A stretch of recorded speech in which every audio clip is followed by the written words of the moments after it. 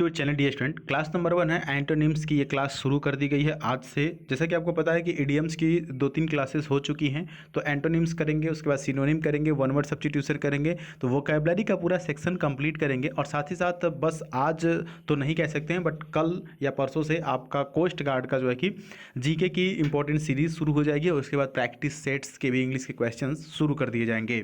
तो चलिए शुरू करते हैं। आज की इस वीडियो का पहला जो वर्ड आपके सामने है ये रहा आपके स्क्रीन के सामने, एक्सपेंशन लिखा हुआ है। डियर स्टूडेंट, एक्सपेंशन का मतलब होता है बढ़ाना। एक्सपेंशन का मतलब क्या होता है? एक्सपैंड करना मीन्स बढ़ाना।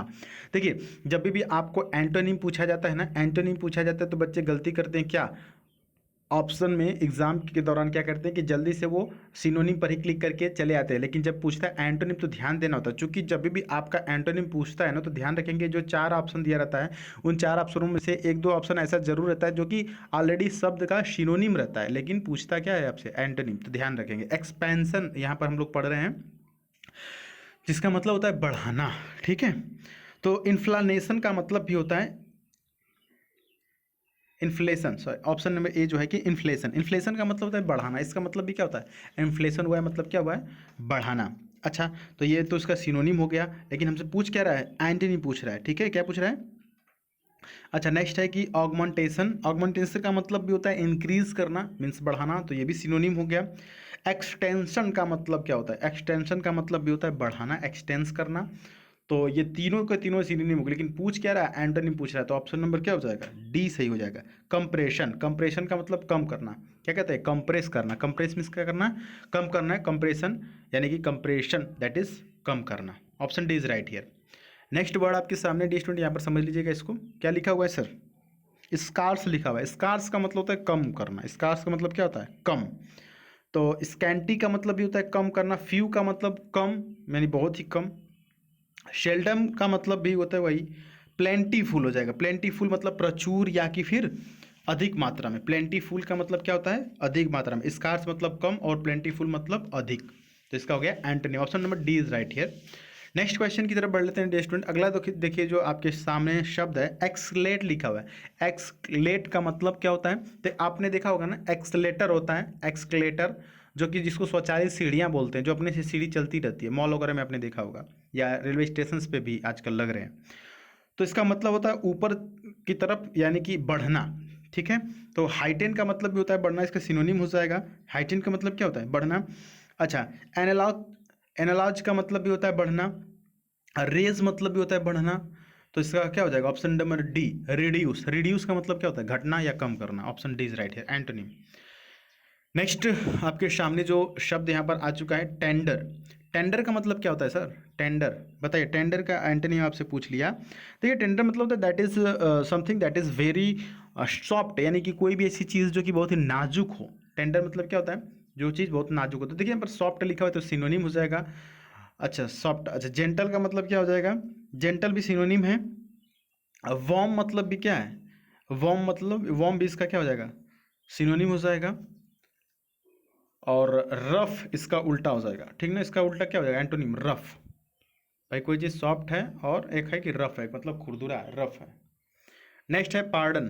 पार्डन का मतलब देखिए 2 मतलब होता है। पार्डन में एक होता है कि जैसे कभी भी आपको आवाज़ किसी की नहीं सुनाई देती है तो आप कहते हैं कि पार्डन प्लीज़, मतलब कि दोहरा दीजिए। पार्डन मतलब क्या होता है? रिपीट करना।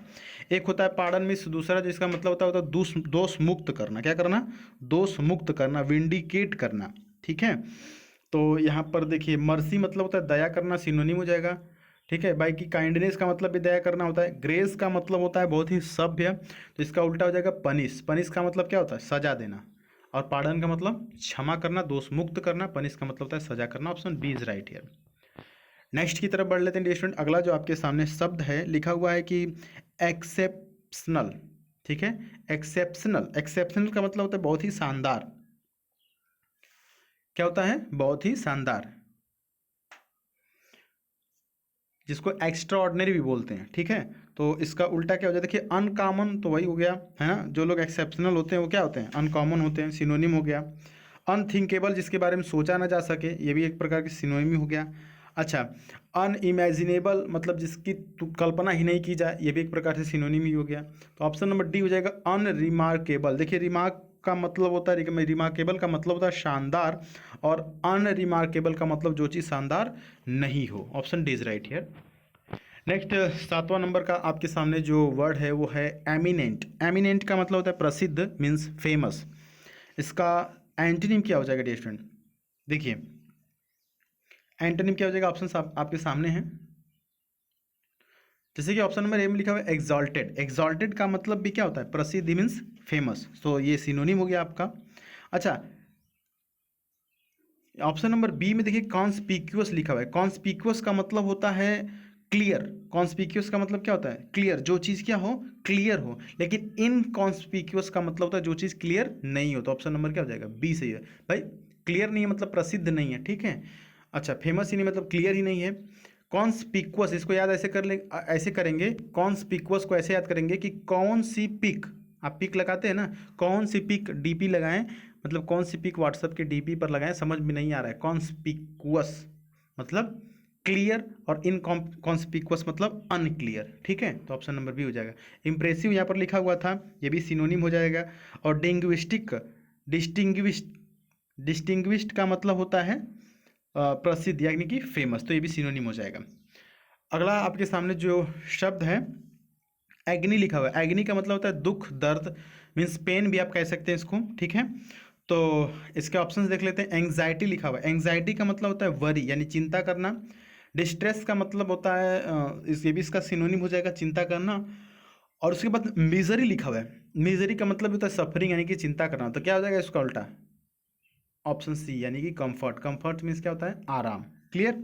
तो ये आपके आज के एंटोनिम रहे। और उम्मीद है कि आपको ये क्लास समझ में आया होगा। बाकी आपके कोई भी डाउट्स हैं तो कमेंट बॉक्स में पूछ सकते हैं। इस चैनल पर नए हैं तो ज़रूर सब्सक्राइब करिएगा। मिलते हैं अगली वीडियो में, तब तक के लिए जय हिंद, वंदे मातरम।